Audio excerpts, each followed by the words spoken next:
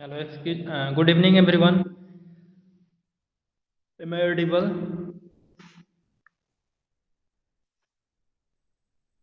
Okay.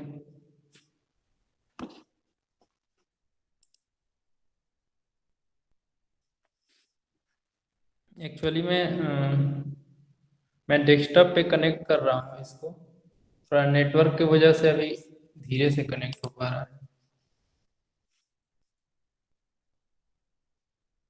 थोड़ा देर आप लोग वेट करेंगे।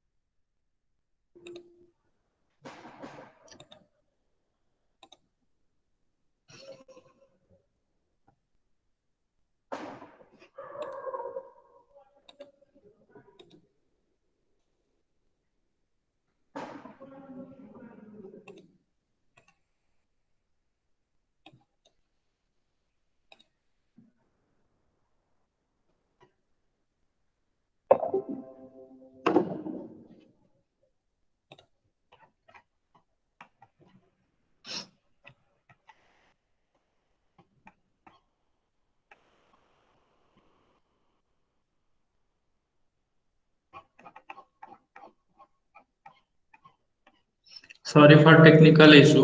ओके। हम लोग प्रीवियस क्लास में डिस्कस कर रहे थे, मीन और मीडियन पढ़ लिए थे और मोड भी पढ़ लिए थे। ओके। तो इसमें कोई डाउट है?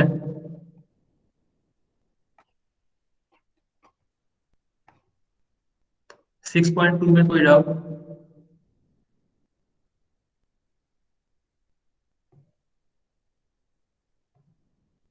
ओके। क्वेश्चन और थर्ड में जैसे कि यहाँ पे आपका 60 से 62 64 और यहाँ से 64 टू 69 दिया हुआ है। ओके। तो यहाँ पे फिर यहाँ पे 69 टू 70 जो है वो गैप है। तो इसको सबसे पहले कंटिन्यूअस करके ही करेंगे क्वेश्चन और थर्ड में। ओके।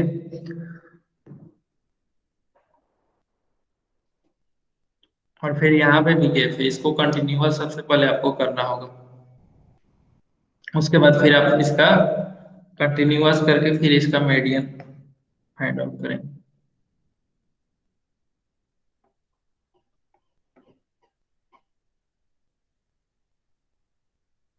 प्रैक्टिस सेट 6.3 में कोई डाउट? Question 1 2 3 4, any doubt?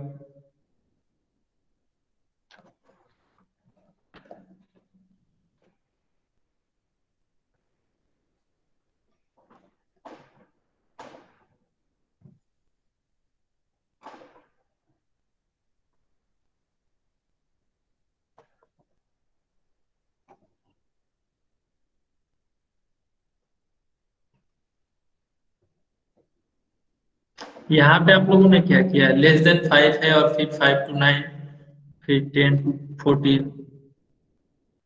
तो यहाँ यहाँ पे जो आपका क्लास होगा इसका इंटरवल आप लोगों ने क्या लिखा है?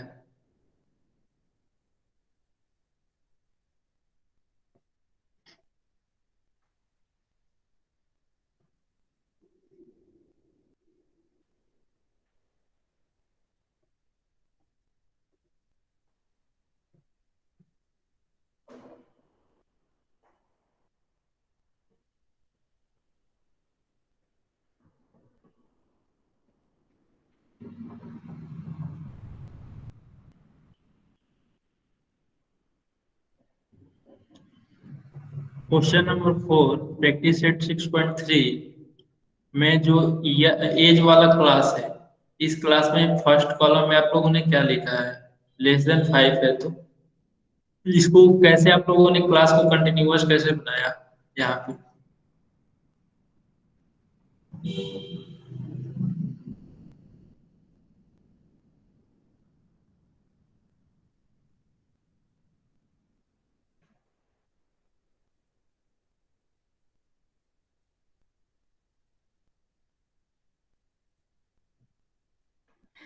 अब वॉइस क्लियर आ रही है।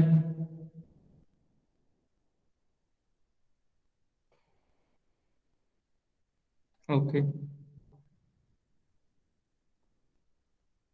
यहाँ पे जो है हम लोग जैसे कि हम लोग कंटिन्यूअस क्लास को अरेंज करते हैं तो क्या करते हैं, जो हायर लिमिट होता है उसमें से हम लोग 0.5 सब्ट्रैक्ट करते हैं और लोअर ऐड करते हैं, और जो लोअर लिमिट होता है उसमें 0.5 सब्ट्रैक्ट करते हैं।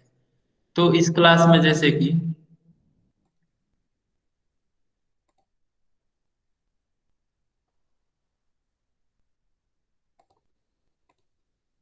यहाँ पे आपका 5 to 9 है। ओके, जैसे कि आपने लिखा होगा यहाँ पे 5 to 9 <5। Okay, less than.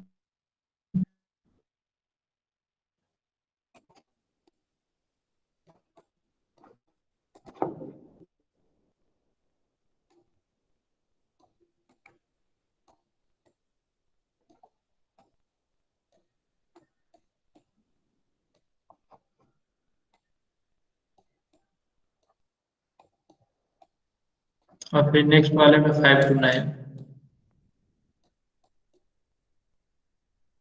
फिर नेक्स्ट में आपका 10 to 14 है।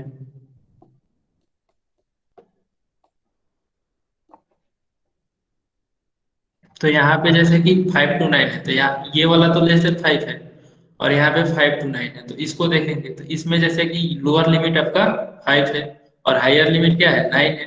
तो यहाँ पे हम लोग क्या करेंगे, 5 में से 0.5 सब्ट्रैक्ट करेंगे, तो ये होगा आपका 4.5। 4.5, और यहाँ पे 9 वाले में 2.5 ऐड करेंगे, तो 4.5 to 9.5 होगा। नेक्स्ट होगा वो आपका 1.5 to 14.5 होगा।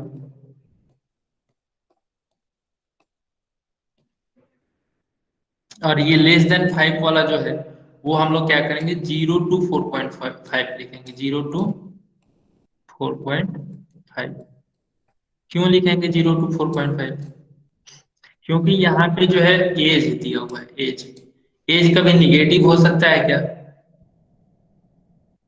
एज जब निगेटिव नहीं हो सकता है, इसीलिए हम लोग ये फर्स्ट कॉलम का जो क्लास होगा उसको हम लोग 0 to 4.5 ही लेंगे।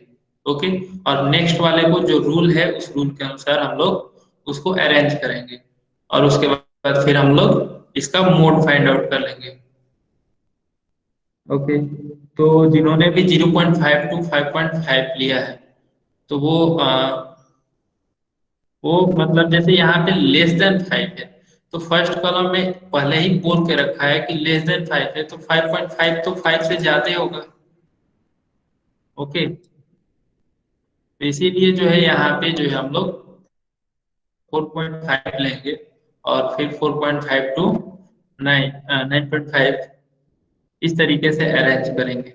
जो रूल मैंने बताया था आपको कंटिन्यूअस बनाने के लिए, उसी रूल से आप लोग करेंगे। ओके, उसके बाद फिर सिंप्लीफाई करेंगे तो हो जाएगा ये। क्लियर हुआ ये।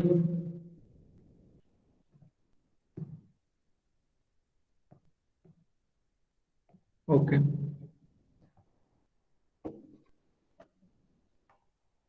नेक्स्ट दिया हुआ है आपका लेट्स रिमेम्बर। इसको याद रखना है, जैसे कि we have studied the central tendencies, mean, median, move and mode. Before selecting any of these measures we have to know the purpose of its selection clearly.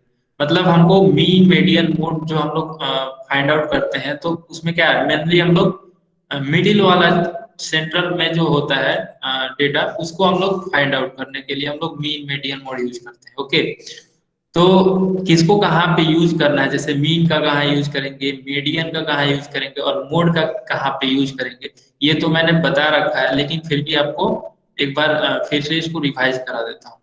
तो जैसे कि फर्स्ट आपका बोल रहा है, सपोज वी हैव टू जज the performance of 5 divisions of standard 10 in the internal examination. For the purpose, we have to find the mean of marks of students in each division. Okay okay, जैसे कि standard 10 में जो है 5 division पे आपका performance को जज किया जाता है। ओके, तो आपको कौन सा मतलब उसमें प्रत्येक स्टूडेंट का ये पता करना है कि किसका परफॉर्मेंस अच्छा है। जैसे कि आप लोगों के बहुत सारे एग्जाम होते हैं, मिड से क्या कहते हैं, इंटरनल एग्जामिनेशंस होते हैं, फिर आपके SA1 होते होंगे, और फिर इस तरीके से आपके हाफ ईयरली एग्जामिनेशन, फिर इंटरनल एग्जामिनेशन, इस तरीके के एग्जामिनेशन आपके होते होंगे। तो फिर सबका जो है सबको ऐड करके हम लोग मीन निकालते हैं, और मीन निकाल करके ये पता करते हैं कि किसका जो है स्टूडेंट्स का परफॉर्मेंस कैसा है, तो वो हम लोग मीन से कैलकुलेट करते हैं। ओके, नेक्स्ट है आपका, if we have to make two groups of students in a division based on their marks in the examination, we have to find the median of their marks. Okay, तो अगर हमको किसी class किसी class के students को दो group में हमको उनको डिवाइड करना है, तो हम लोग यहाँ पे जो है मीडियन कैलकुलेट करते हैं, मीडियन कैलकुलेट करके फिर उनको डिवाइड कर देते हैं। तो यहाँ पे हम लोग मीडियन फाइंड आउट करते हैं। जैसे कि थर्ड में आपका, इफ अ बचत group producing charts wants to know about the colour of charts having maximum demand, it will have to choose the mode. जैसे कि मतलब कोई बचत बचत ग्रुप है जो कि चाक का प्रोडक्शन करता है। ओके, तो उसको किस चीज की जरूरत पड़ेगी, मीन और मीडियन से तो काम नहीं चलेगा, तो उसको मोड कैलकुलेट करना होगा कि कौन सा मतलब किस चाक का, किस कलर के चाक का जो है डिमांड सबसे ज्यादा है, तो वो मोड कैलकुलेट करेगा, वहां पे हम लोग मोड कैलकुलेट करेंगे। ओके, ये क्लियर हुआ कि मीन, मीडियन और मोड कहाँ कहाँ पे हम लोग यूज करते हैं।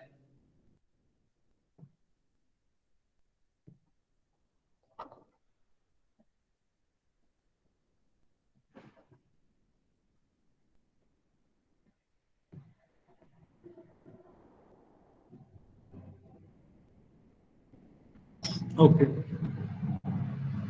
हमारा नेक्स्ट टॉपिक है pictorial representation of statistical data. तो पिक्टोरियल रिप्रेजेंटेशन की जरूरत क्यों पड़ी? तो पिक्टोरियल रिप्रेजेंटेशन जो होता है वो, जैसे कि हम लोग जनरली इसको ग्राफ पेपर पे या फिर कोई इमेज वगैरह बना करके उस पे हम लोग एक ग्राफिकल स्केच करते हैं ग्राफ पे, और उससे हम लोग डेटा का पता करते हैं, डेटा का एनालिसिस करते हैं। तो हम लोग को इससे फायदा क्या होता है कि हम लोग आसानी से उसमें हम लोग को सुविधा होता है डेटा को एनालाइज करने में। जैसे कि क्रिकेट आप लोग देखे होंगे, क्रिकेट देखते होंगे, मैच चल रहे होते हैं, तो आपको बहुत सारे तरीके के ग्राफ दिखाए जाते हैं, जैसे बार ग्राफ होता है, पाई चार्ट होता है, और भी बहुत सारे लाइन ग्राफ होता है आपका। तो उस तरीके के जो है आपको बहुत सारे ग्राफ दिखाए जाते हैं कि, और उससे आपको डेटा दिखाया जाता है। जैसे कि लगभग 50, जैसे 20 मैच में या फिर आपके वनडे मैच में आपके 50 ओवर्स के मैच होते हैं, तो 50 ओवर में किस ओवर में सबसे ज्यादा रन्स लगे हैं, किस ओवर में सबसे कम रन बने हैं, तो उसको भी हम लोग आसानी से देख लेते हैं, और देख करके पता कर लेते हैं कि जो 20th ओवर था उसमें सबसे हाईएस्ट जो है वो रन्स बने थे, रन रेट सबसे ज्यादा उसी में था। ओके, तो इसको हम लोग ग्राफ से तुरंत हम लोग देख के पता कर लेंगे। यही अगर आपका जैसे कि लिखा हुआ रहता है टेबल के फॉर्म में, अगर डेटा दे दिया जाए तो फिर हमको उसको रीड करना होगा, उसमें हमको बहुत समय लगेगा। तो इसीलिए हम लोग पिक्टोरियल रिप्रेजेंटेशन करते हैं, और उससे हम लोग डेटा को जल्दी से रीड कर लेते हैं। तो द मीन, मीडियन और mode of a numerical data or analysis of the data is useful to draw some useful uh, inference. We know that tabulation is one of the methods of representing numerical data in brief, but a table does not quickly reveal some aspects of data. A common man is interested in the important aspects of a data, for example, annual budget, information about a game, etc. Let us think of another way of data representation for the purpose. तो ये भी यही कर रहा है कि हम लोग को ब्रीफ में, मतलब कि जो न्यूमेरिकल डेटा है उसको हम लोग टेबुलेशन के फॉर्म में अगर रखते हैं तो उसको हमको रीड करने में थोड़ी सी दिक्कत होती है। मतलब दिक्कत नहीं होती है, लेकिन हमको उसको पढ़ने में थोड़ा टाइम ज्यादा लगता है।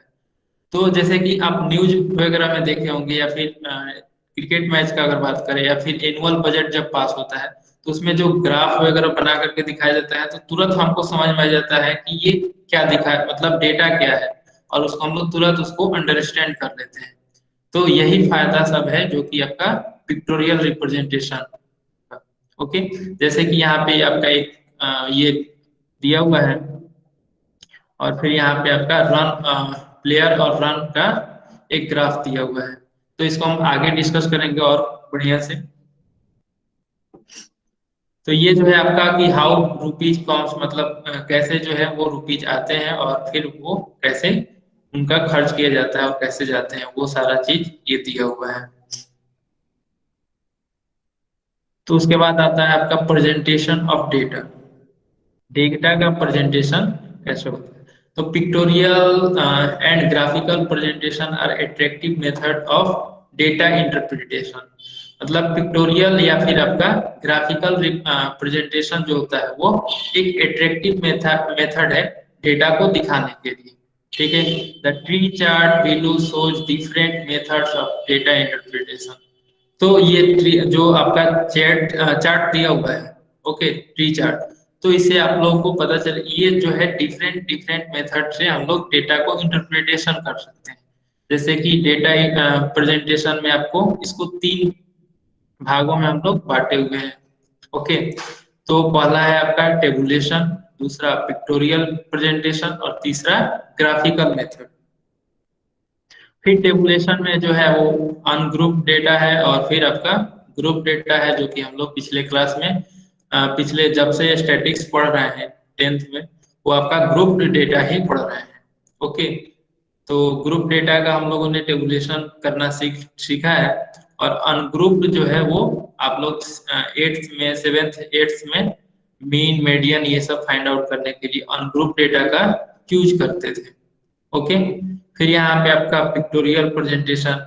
तो मैं इसको एक पीपीटी से दिखाता हूँ आपको, इसको कैसे कौन सा टेबुलेशन में कौन सा आपका डेटा होता है, किस तरीके के उसके ग्राफ होते हैं।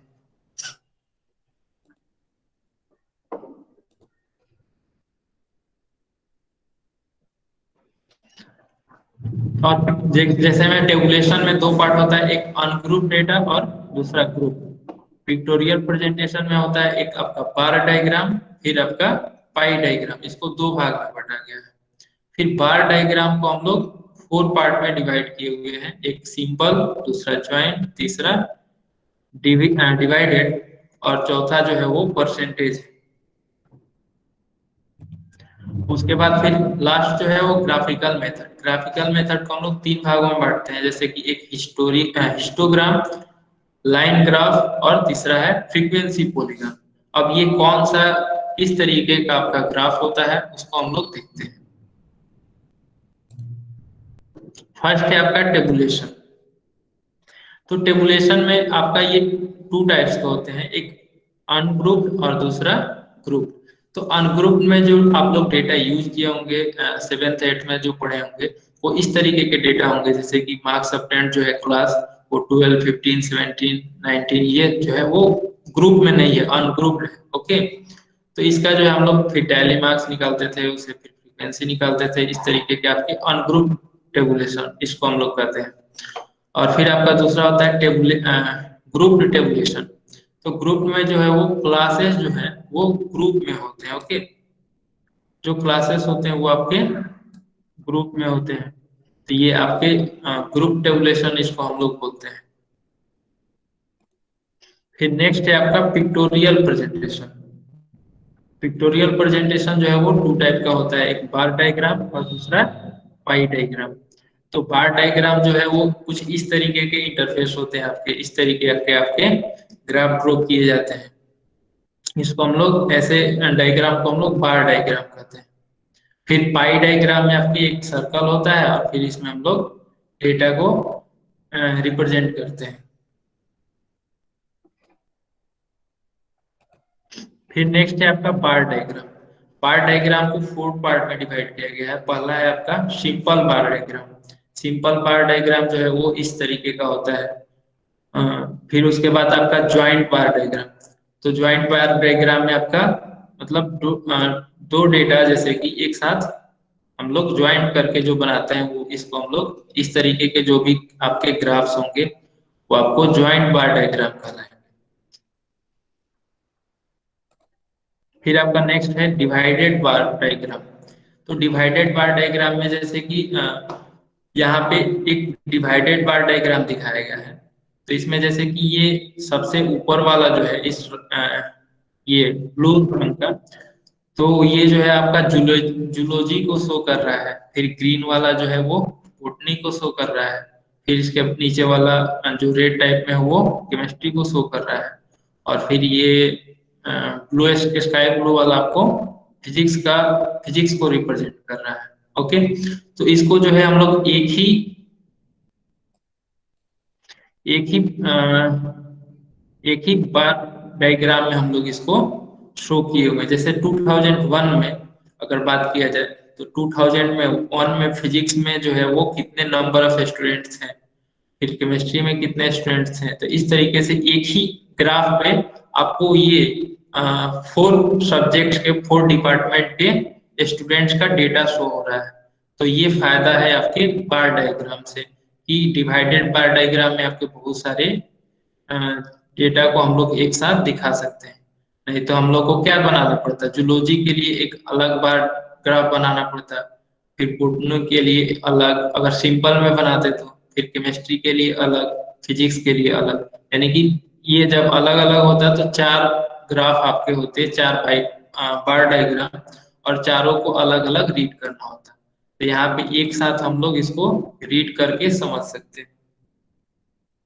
फिर उसके बाद है परसेंटेज बार डायग्राम। तो परसेंटेज बार डायग्राम में ये जो ये होते हैं, ये वाई एक्सिस वाले वो आपके परसेंटेज में होते हैं, और यहाँ पे डिफरेंट डिफरेंट डिवाइडेड, ये भी एक तरीके का डिवाइडेड बार डायग्राम ही होता है। ओके, परसेंटेज बार डायग्राम जो है वो एक तरीके के डिवाइडेड बार डायग्राम ही होता है। इसमें जो है बस जो ये वाई एक्सिस पे जो डेटा होते हैं वो आपके परसेंटेज में शो किए जाते हैं। ओके, फिर आपका लास्ट जो है वो ग्राफिकल प्रेजेंटेशन है।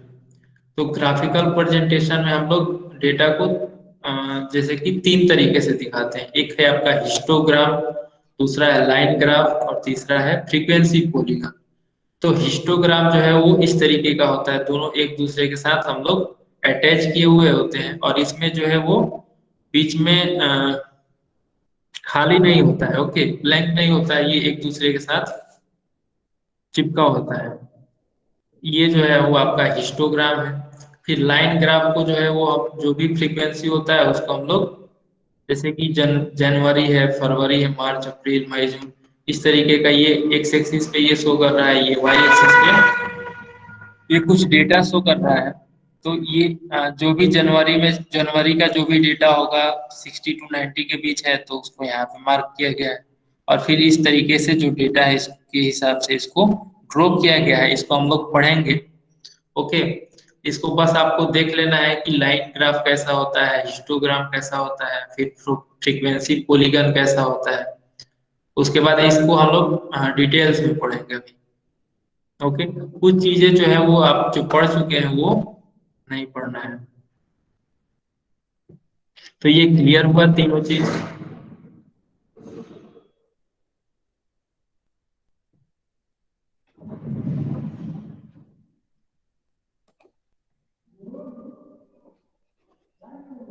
हाँ,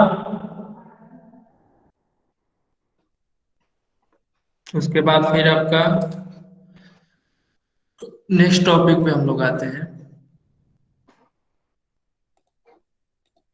हम्म।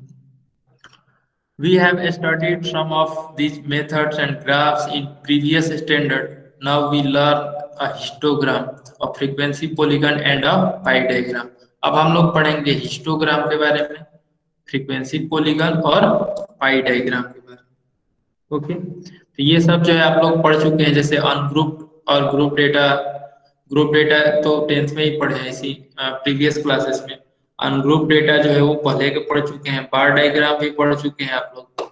फिर पाई डायग्राम जो है वो इसमें पढ़ना है। फिर उसके बाद आपका ग्राफिकल मेथड से हिस्टोग्राम, लाइन ग्राफ और फ्रीक्वेंसी पॉलीगन आपको इसी में पढ़ना है। तो ये एक फ्लोरेंस नाइटिंगल है, तो इनका नाम दिया हुआ है। तो ये एक स्टोरी है, इसको हम लोग समझते हैं स्टैटिस्टिक्स से ही रिलेटेड है। तो क्या मतलब फायदे होते हैं आपके डेटा कलेक्शन से, उसका एनालिसिस एनालिसिस से। ओके, तो ये जो लेडी है इसके बारे में हम लोग देखते हैं। तो the lady is considered as an idol in the field of nursing. She was devoted to the work of caring for the wounded and the sick. In the Crimean War, she nursed wounded soldiers and saved their lives. She is also known for her fundamental work in the field of statistics. She kept a systematic record of the conditions of wounded soldiers, treatments given to them, and the results of the treatments, and deduced important conclusions. The cause of the death of soldiers was more often a disease like typhoid or cholera, and not the ones in the war.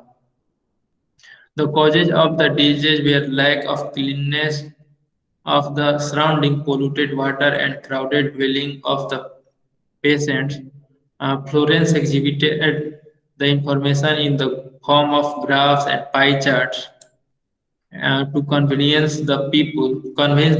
She showed that proper treatments and observing the rules of cleanliness decrease the death rate. Okay, the municipality accepted her observations that the mountain maintain the hygiene of town, good drainage system, and clean drinking water for everyone are necessary. Her work established that systematic records and the statistical methods are useful in drawing reliable inference. तो ये एक Florence Nightingale जो है वो एक nursing के field में एक लेडी है। ओके, तो इनका जो काम है वो जो वार चल रहा है उस वार में इनको जो सोल्जर्स हैं, जो जिनको घाव चोट लग जाते हैं या फिर उनको किसी कारण से कुछ भी हो जाता है, हेल्थ का इशू, तो वो उनको उनकी देखभाल करती है।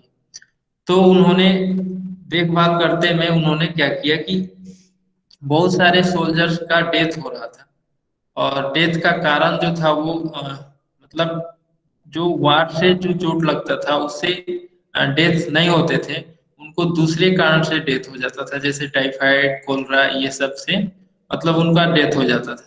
और ना कि मतलब जो युद्ध होता था, युद्ध का जो घाव होता था उससे डेथ नहीं, उससे डेथ जो है वो कम होता था।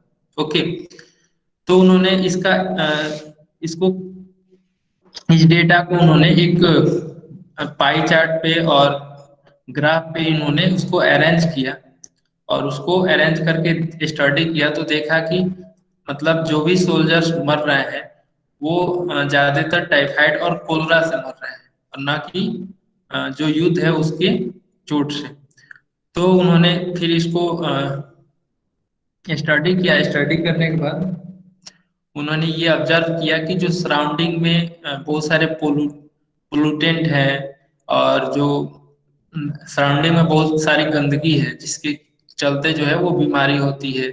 अ, और क्या है आपका कि फूड वगैरह जो है वो सही से नहीं लेना, और वाटर ड्रिंकिंग वाटर है वो क्लीन नहीं है, तो उसके वजह से बहुत सारे लोग बीमार होते हैं और उसके वजह से उनकी डेथ होती है। तो फिर इन्होंने डिसाइड किया कि सराउंडिंग को जो है वो साफ सुथरा रखेंगे तो मौतें कम होंगी। पीने के लिए जो पानी है वो उसको स्वच्छ और शुद्ध रखेंगे। और तो इससे जो है वो उन्होंने डेटा को कैलकुलेट करके उन्होंने ये चीज किया कि ये चीज उन्होंने बताया उन लोगों को, म्युनिसिपैलिटी को। तो ये सब का व्यवस्था किया गया जिससे के चलते बहुत सारे सोल्जर्स की जान बच गई। ओके, तो इसीलिए इनका जो है पिक्चर इसमें दिया हुआ है।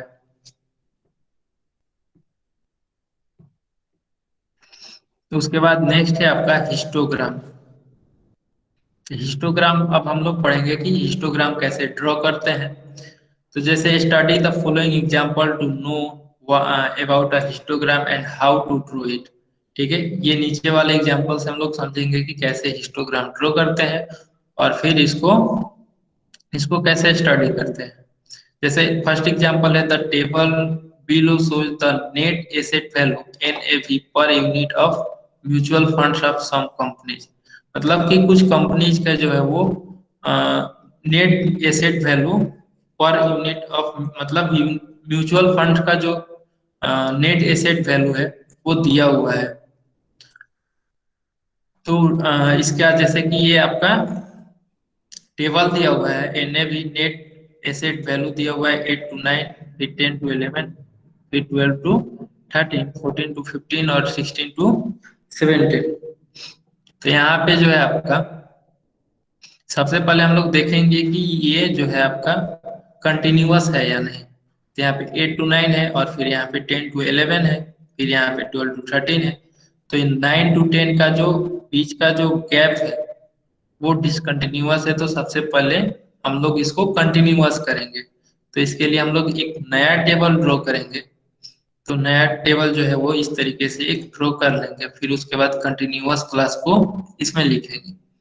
तो 8 to 9 है यहाँ पे, तो हम लोग कैसे करते हैं। तो जो लोअर लिमिट है, लोअर लिमिट में हम लोग 0.5 जो है वो सब्ट्रैक्ट करते हैं। ओके, 0.5 को इसमें से सब्ट्रैक्ट करेंगे और हायर लिमिट में 0.5 ऐड करेंगे। तो ये जो है आपका कितना हो जाएगा, तो ये हो जाएगा 7.5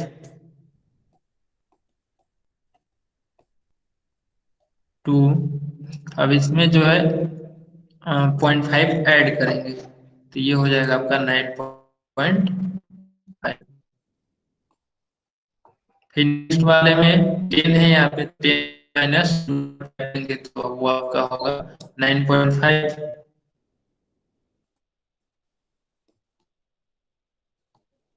फिर हायर लिमिट में इसमें 0.5 ऐड करेंगे तो 11.5 होगा आपका।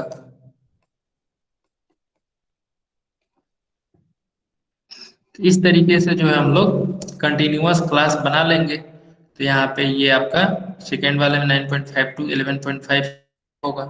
फिर इसके नेक्स्ट वाले में 11.5 to 13.5, फिर यहाँ पे 13.5 to 15.5, फिर 15.5 to 17.5। और जो ये फ्रीक्वेंसी दिया हुआ है नंबर ऑफ म्यूचुअल फंड्स का उसके हम लोग लिख लेंगे। ओके, अब हम लोग को यहाँ पे जो है वो ग्राफ पेपर की जरूरत है। ओके, आप लोग पहले से यूज कर चुके हैं ग्राफ पेपर पे, हम लोग ऐसे डायग्राम हम लोग ड्रॉ करते हैं। तो उसी तरीके से ये जो है आपका ग्राफ पेपर है। ये जो रेड वाला जो लाइनिंग लाइन की तरह दिख रहा है वो आपका ग्राफ पेपर है। इसी पे हम कोई भी जैसे कि डायग्राम ये सब है वो ड्रॉ करते हैं। तो एक वाई एक्सिस होगा और दूसरा एक्स एक्सिस होगा। तो एक्स एक्सिस पे जो है हम लोग क्लास क्लास को रखेंगे और वाई एक्सिस पे आपका जो फ्रीक्वेंसी होगा उसको रखेंगे। तो इसको जैसे हम लोग 7.5 to 9.5 है, यहाँ से लगभग यहाँ पे 17.5 तक है। तो इसको हम लोग सबसे पहले अरेंज कर लेंगे। ओके, तो जैसे कि यहाँ पे हम लोग 5-5 का ले लेंगे। ओके, तो 5-5 का ले करके हम लोग जैसे इस पे मार्क कर देंगे। तो 0 से 5, 5 से 10, 10 to 15, या फिर हम लोग 4-4 का भी ले सकते हैं, उसमें इजी होगा थोड़ा सा। उसके बाद हम लोग इस पे हम लोग मार्क कर देंगे। मार्क करने के बाद फिर हम लोग देखेंगे कि 7.5 कहाँ पे आ रहा है। ओके, तो एक्चुअली में यहाँ पे ये एक और ब्रेक किया हुआ है इस तरीके से। ओके, तो ये ब्रेक क्यों किया जाता है, क्योंकि जैसे कि जीरो से हम लोग डेटा नहीं ले रहे हैं, तो इसका मतलब ये हुआ कि जीरो से लेकर के कुछ यहाँ तक आपका डिसकंटिन्यूअस है।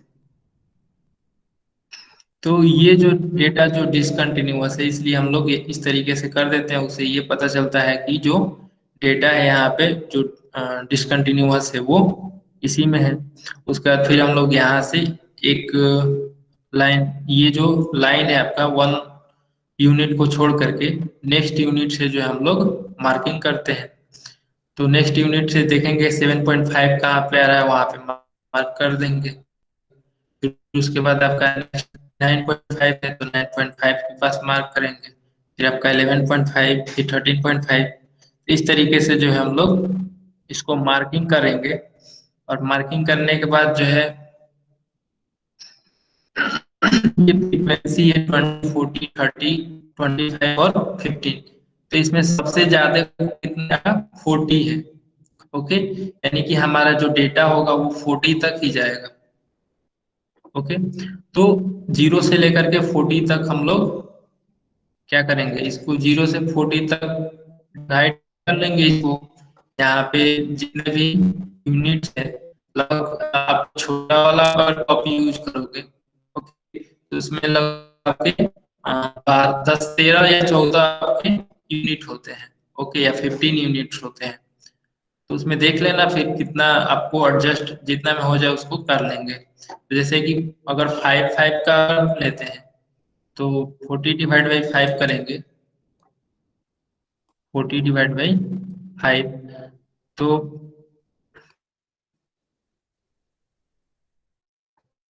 ये 8 होगा, यानी कि 8 में ये खत्म हो जाएगा।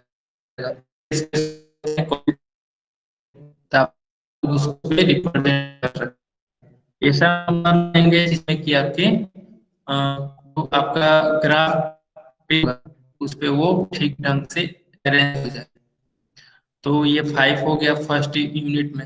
फिर सेकेंड यूनिट में 10, 15, 20, 25, 30, 35, 40। ओके, उसके बाद फिर यहाँ पे जो है आपका 7.5 है। फर्स्ट फर्स्ट ग्रुप जो है वो लोअर लिमिट 7.5 है, तो 7.5 से ही शुरू करते हैं। 7.5 यहाँ पे हो गया। फिर 9.5 है तो 9.5 वाला लेंगे। ये वाला पॉइंट आपका 9.5 है, ये आपका 7.5 है। फिर यहाँ पे आपका 11.5 है, फिर यहाँ पे 13.5 है, फिर यहाँ पे 15.5 और 17। तो यहाँ पे जो है ये दोनों इक्वल डिस्टेंस पे होंगे। क्यों? क्योंकि यहाँ पे जो मेरा कंटिन्यूअस क्लास का डिस्टेंस जो है वो कांस्टेंट, यहाँ 7.5 कितना है, 2 होगा। ओके, और यहाँ से ग्राफ पेपर में यहाँ से लेकर के यहाँ ये जो होता है, ये लाइन और इस लाइन के बीच में आपका 1 सेंटीमीटर का गैप होता है। और इस 1 सेंटीमीटर को 10 डिवीजन में हम डिवाइड, इसको 10 स्मॉल स्मॉल डिवीजन में डिवाइड किया गया होता है। तो 1 सेंटीमीटर जो है होगा। तो ये एक एक्सिस है, ये एक एक्सिस है, और इसमें 1 सेंटीमीटर बराबर यहाँ पे आपका है वो रुपीज में दिया हुआ है।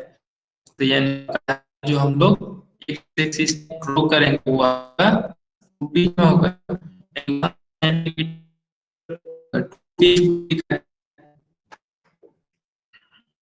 फिर वाई एक्सिस का 1 सेंटीमीटर जो है वो फंड को रिप्रेजेंट करेगा।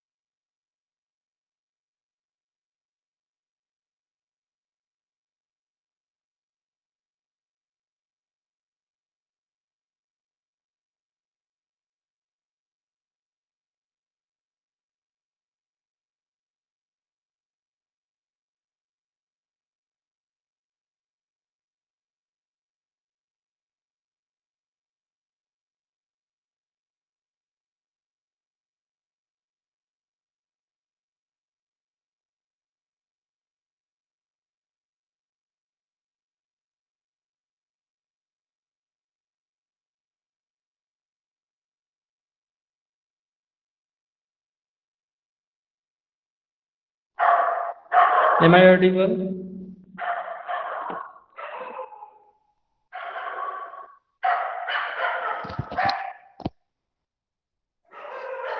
ओके, स्क्रीन दिख रहा है क्या?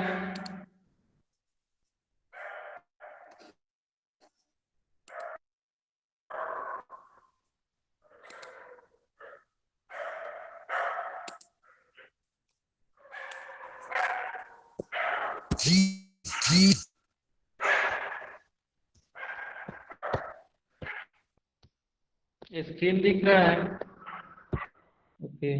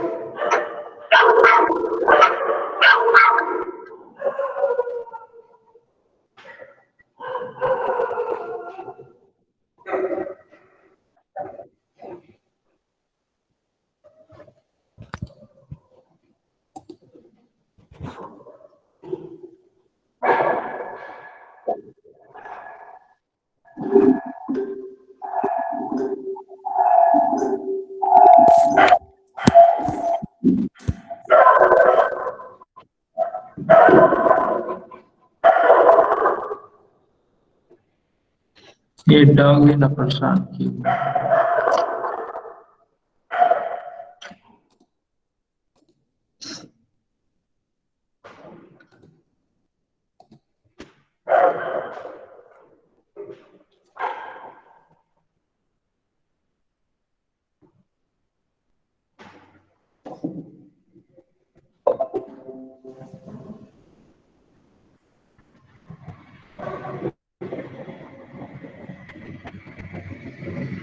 अब स्क्रीन दिख रहा है?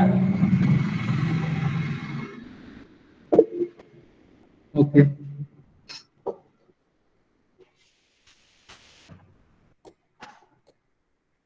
तो मैं ये बता रहा था कि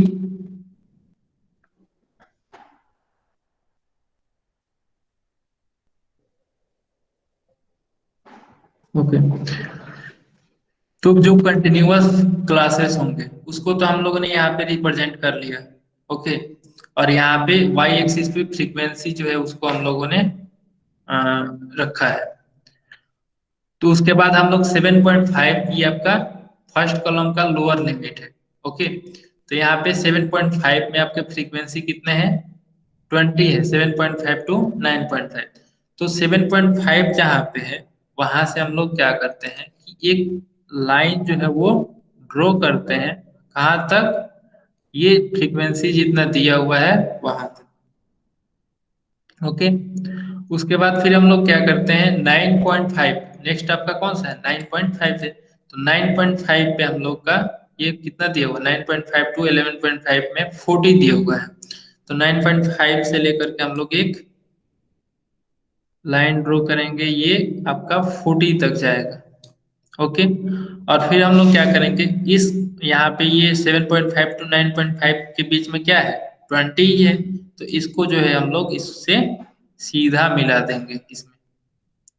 फिर नेक्स्ट में आपका क्या है कि 11.5 है। 11.5 वाले में 30 है आपका। तो इसको जो है हम लोग 30 तक ड्रॉ करेंगे 11.5 को। 30 तक ड्रॉ करेंगे और फिर इसको जो है ये 40 है तो इसको इसके साथ मिला करके यहाँ तक इसको इसमें मिला देंगे। फिर ये 30 है आपका, तो 30 से इधर आएगा आपका लाइन। तो इससे पहले हम लोग क्या करते हैं 13.5 का एक ड्रॉ कर लेते हैं। 13.5 पे आपका 25 है। तो 13.5 पे आपका 25 तक यहाँ तक एक लाइन ड्रॉ कर लेंगे। और फिर जो है ये यहाँ पे जो है आपका 11.5 पे कितना था? 30 था। तो इसको जो है इसके साथ इसमें हम लोग मिला देंगे। उसके बाद 13.5 टू 15.5 जो है, यहाँ पे आपका 13.5 टू 15.5 25 था, तो यहाँ से हम लोग एक लाइन ऐसे 1 यूनिट तक ड्रॉ कर लेंगे। और फिर 15.5 पे जो है वो आपका 15.5 टू 17.5 तक जो है वो आपका 15 है।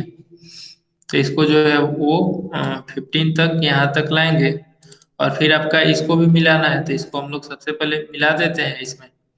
उसके बाद फिर यहाँ से 15.5 टू 17.5 जो है वो 15 तक है, यहाँ 15 तो 15 देख लेंगे यहाँ से।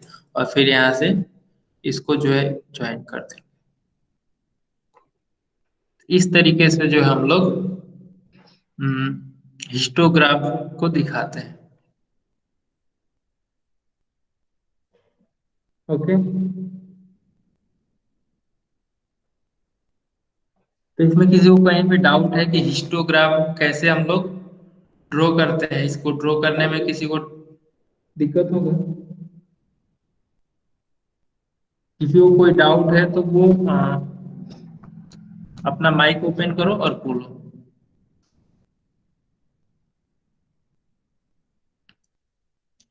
क्योंकि कनेक्शन जो है वो बीच में ब्रेक हो गया था, तो हो सकता है किसी को कोई डाउट हो या फिर किसी का छूट गया हो।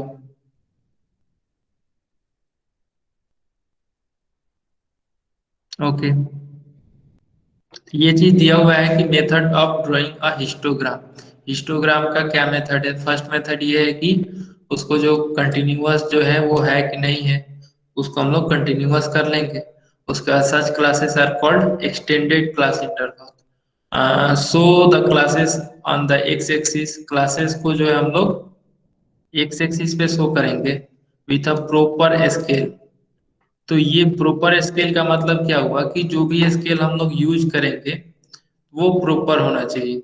जैसे कि जो इंटरवल है, इसके बीच का जो इंटरवल है उसको हम लोग 1 सेंटीमीटर ले लेंगे। ओके, 1 सेंटीमीटर उसको ले लेंगे और उसका जो डिफरेंस होगा वो उसके इक्वल टू में वो कर देंगे।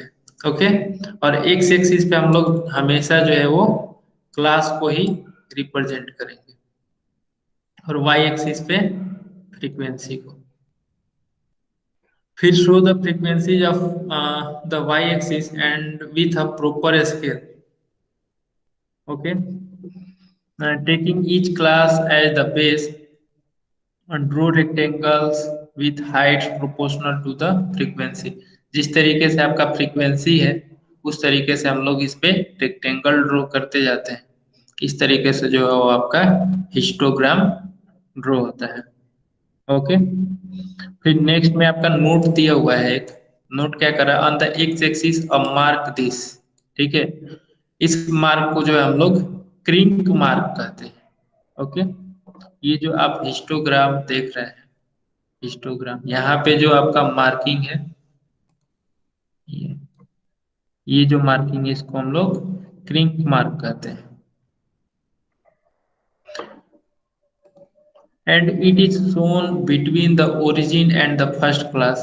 It means there are no observation up to the first class. And the mark can be used on the y-axis also if needed. This enables us to draw a graph of optimum size. जैसे कि यहाँ पे अगर हम लोग ये Crick mark नहीं देते तो हमको क्या करना पड़ता? जीरो से लेकर के आना पड़ता। तो जीरो से लेकर के 7.5 तक हमको उसको वैल्यू को लिख के लाना पड़ता। तो पता चलता है ये जो आपका ग्राफ है, ये जो ग्राफ है वो आपका इधर चला जाता है। और फिर हम लोग इसको वाई एक्सिस पे भी यूज कर सकते हैं।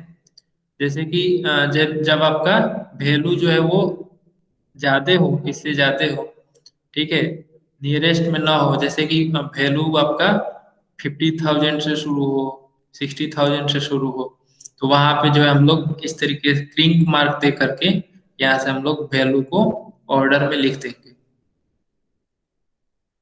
ओके। उसके बाद आपका प्रैक्टिस सेट 6.4 है, तो इसको आप लोग करिएगा, इसका प्रॉब्लम सब सॉल्व करिएगा। कोई डाउट होगा तो मैं नेक्स्ट क्लास में डिस्कस करूंगा। तो आज की क्लास में बस इतना ही। अगर किसी को डाउट है तो वो पूछ सकते हो।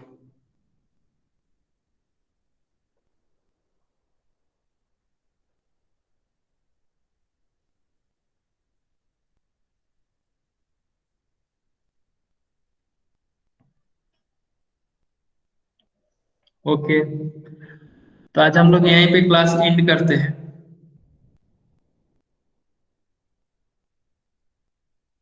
ओके,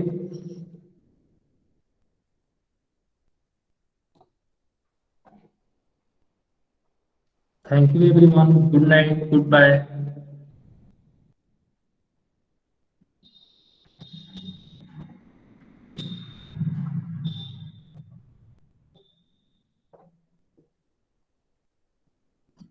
जल्दी से आप लोग लीव कर देंगे सारे लोग।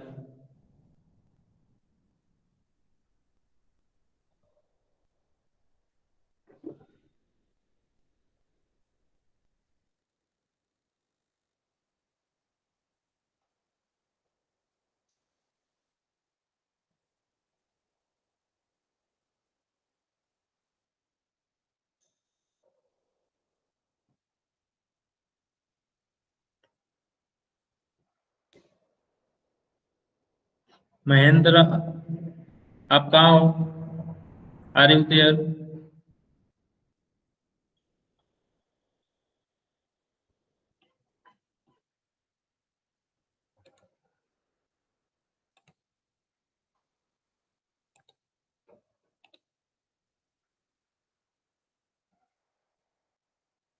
महेंद्र।